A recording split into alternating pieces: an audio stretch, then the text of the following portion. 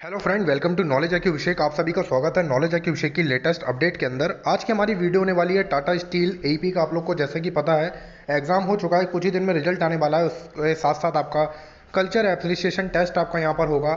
इसी टेस्ट के बारे में हम बात करेंगे कि इस टेस्ट को आप लोग कैसे पास कर सकते हैं, इस टेस्ट को आपको क्या क्या चीज़ें देख के जानी है और क्या क्या इंपॉर्टेंट पॉइंट्स हैं जो आप इसमें कवर कर सकते हैं। तो बहुत इजी तरीके से मेथड में आपको बता दूंगा आपको किस तरीके से यहाँ पे आपका रहेगा, लास्ट ईयर भी किस तरीके से क्या क्वेश्चंस आते हैं, तो आपको एक आइडिया लग जाएगा।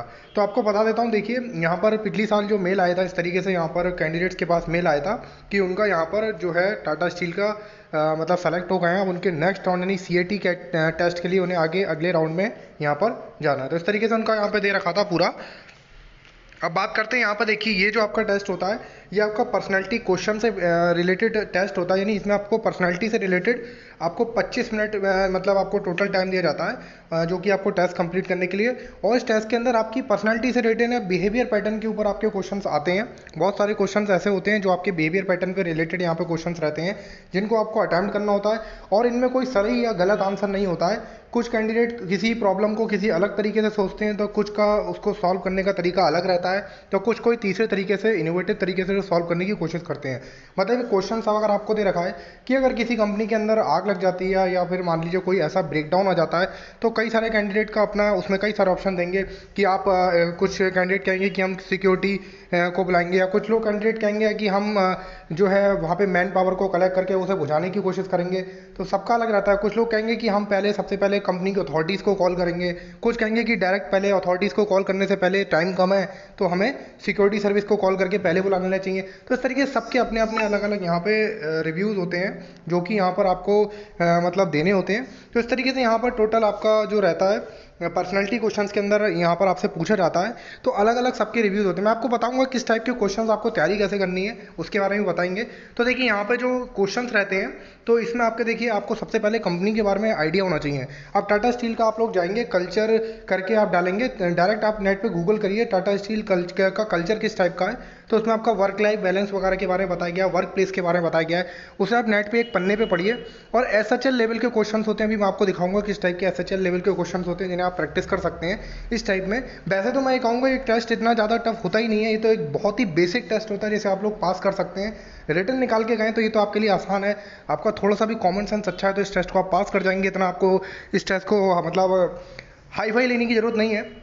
तो क्वेश्चन जो रहते हैं इसमें आपके वर्क प्लेस से, कंपनसेशन से, इसमें मतलब आपको कंपनी के बारे में पता रहे, थोड़ा आइडिया रहना चाहिए कि अगर टाटा स्टील आपका कितना मतलब क्या कंपनसेशन देती है, क्या टाटा स्टील की अपनी फैमिली प्लानिंग के बारे में क्या इसकी प्रोसेस है, टाटा स्टील किस प्रकार का यहाँ पर आपको इंश्योरेंस कवर देती है। तो ये छोटी छोटी चीज़ें आपको यहाँ पर देख के रहना चाहिए। करियर डेवलपमेंट में टाटा स्टील कैसे काम करती है, work life balance Tata steel का किस टाइप का है। तो इस टाइप के क्वेश्चन आपके यहाँ पे बन के आएंगे पेपर में।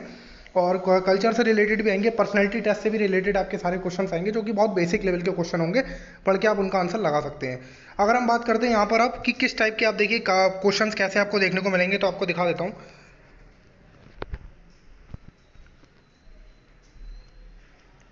तो देखिए यहाँ पे एसएचएल जो है ये पर्सनैलिटी टेस्ट से रिलेटेड, यहाँ पे कई सारे पर्सनैलिटी टेस्ट होते हैं आपके। तो उससे रिलेटेड यहाँ पे क्वेश्चन देखिए, पर्सनैलिटी क्वेश्चंस आपके जो रहते हैं। तो personality question is assess personal behavioural preferences, मतलब आपको जो बिहेवियर पर्सनल प्रेफरेंसेज हो तो उसके असेस करता है। That is how you like to work, आपको कैसे वर्क करना पसंद है। They are not concern with your abilities but how you see yourself in the way you relate to others, your approach to problems and how you deal with feelings and emotions. With this type of assessment there are no right or no wrong answer। मतलब इस type का जो personality assessment होता है इसमें कोई भी सही या कोई भी गलत टाइप का ऑप्शन नहीं होता है। आपका क्या बिहेवियर कहता है, आपके इमोशंस उस टाइम पे क्या कहते हैं, आपको क्या लगता है, आपके क्या चीज़ जो ठीक लगती है, उस हिसाब से यहाँ पे आपके दे आते हैं। अगर मैं बात करूँ तो देखिए क्वेश्चंस को आपको देखते हैं, यहाँ पे एक फ्री टेस्ट है, आप एसएचएल पे जाके पर्सनैलिटी क्वेश्चंस को भी लगा सकते हैं, आपको आइडिया रहेगा। इसमें आपसे पूछा जाएगा तो इसमें देखिए आपको क्या रहेगा, you may be asked to rate yourself on the number of phrases of the statement. After reading each statement you would mark your answer as follows. मतलब आपको स्टेटमेंट को आपको एक पूरा प्रॉपर स्टेटमेंट दिया जाएगा, उसमें आपसे पूछा जाएगा कि आप स्ट्रांगली एग्री हैं, स्ट्रांगली डिसएग्री हैं, आप उसे नहीं मानते हैं, आपको दिखाता हूँ आगे। तो देखिए सेलेक्ट सर्किल, आपको सर्किल जो नीचे ऑप्शन में मतलब सर्किल सेलेक्ट करना पड़ेगा। If you strongly disagree with the statement तो सर्किल 1 सेलेक्ट करेंगे। और अगर मतलब you disagree with the statement तो आपको केवल डिसएग्री है लेकिन स्ट्रांगली डिसएग्री नहीं है तो आप 2 को third number if you are unsure, मतलब श्योर नहीं है कि सही है कि गलत है, थर्ड। और फोर्थ सर्किल सब सेलेक्ट करेंगे if you with the statement. तो देखिए यहाँ पे आपके टेस्ट के अंदर 4 सर्किल भी हो सकते हैं, 5 सर्किल भी हो सकते हैं, 3 सर्किल भी हो सकते हैं, या फिर आपका एमसीक्यू टाइप में आपको सेलेक्ट करने के लिए भी दिया जा सकता है। मतलब एक आपको एक लाइन दे दी जाएगी, पूरा पैरा दे दी जाएगा, उसमें 4 आपके ऑप्शन दिए जाएंगे, एमसीक्यू में वो भी आ सकता है और सर्किल में भी आ सकता है, या जैसा भी कंपनी को लगेगा उस टाइप से आपसे क्वेश्चन पूछा जा सकता है। तो देखिए यहाँ पे आप देखिए एक आपका स्टेटमेंट दे रखा है, इस तरीके का रहेगा। In the example below, the first statement has been completed.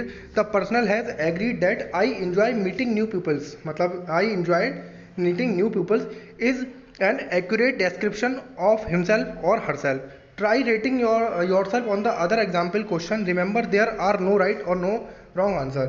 तो इस तरीके से I enjoy meeting new people, तो इसमें आप लोग बता सकते हैं कि मैं स्ट्रांगली एग्री करता हूँ, डिसएग्री करता हूँ, या फिर आपका जो भी है। तो इसमें कई सारे कैंडिडेट का अलग अलग रहेगा कि उनको मीटिंग करना नए पीपल के साथ न पसंद है, नहीं पसंद है, जैसा भी उनका रहेगा।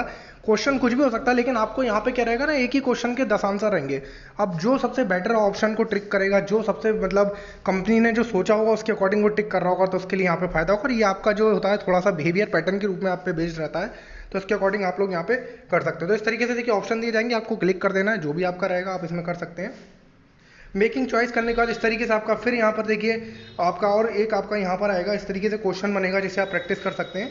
इसमें भी आपका पूछा जाएगा क्वेश्चन, आप लोग देख सकते हैं यहाँ पर ये सारे काफ़ी सारे क्वेश्चन है, 4-5 क्वेश्चन यहाँ पे दे रखे हैं। इन क्वेश्चंस को आप देखेंगे तो आपको आइडिया लग जाएगा कि किस टाइप का कल्चर एसोसिएशन टेस्ट के अंदर यहाँ पे पूछा जाता है।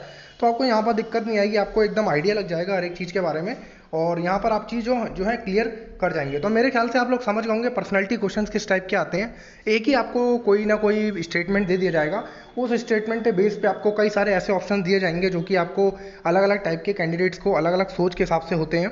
तो उस हिसाब से आपको उन पर टिक करना होगा, और जैसा भी कंपनी ने अब जैसा सोचा होगा वो देखिए। इन क्वेश्चंस के बारे में कोई कुछ नहीं कह सकता कि इसका आंसर कौन सा करेक्ट है, कौन सा, हर किसी का अलग होता है। लेकिन कंपनी ने क्या सोच के रखा होगा वो डिपेंड करेगा कि आपका क्या स्ट्रांगली एग्री करते हैं या डिसएग्री करते हैं आपके स्टेटमेंट पे, तो वहाँ पे आप लोग उसके अकॉर्डिंग अपना कर लेंगे। तो इस तरीके से आप ऑनलाइन एसएचएल क्वेश्चंस को भी प्रैक्टिस कर सकते हैं। एक बार अगर लोग देखना चाहें तो अपने लैपटॉप पे या टेस्ट पे खोल के अपना देख सकते हैं एसएचएल क्वेश्चन को। देखिए बाकी अगर कोई डाउट है, दिक्कत है, तो आप मुझसे पूछ सकते हैं। यही कल्चरल अप्रिशिएशन टेस्ट है, 25 मिनट इसमें आपको टाइम दिया जाएगा, और 20-25 ही इसमें क्वेश्चन रहते हैं जिसे आप लोग आराम से कर सकते हैं। और ज़्यादा इसमें टेंशन लेने की बात नहीं है, रिटर्न निकलेगा तो ये तो आपका निकल ही जाएगा, तो उसमें टेंशन लेने की जरूरत नहीं है। अपनी आगे तैयारी करते रहिए, आगे एग्जाम की तैयारी करते रहिए। कोई परेशानी, कोई डाउट है, कोई दिक्कत है तो मुझसे कनेक्ट होते रहिए।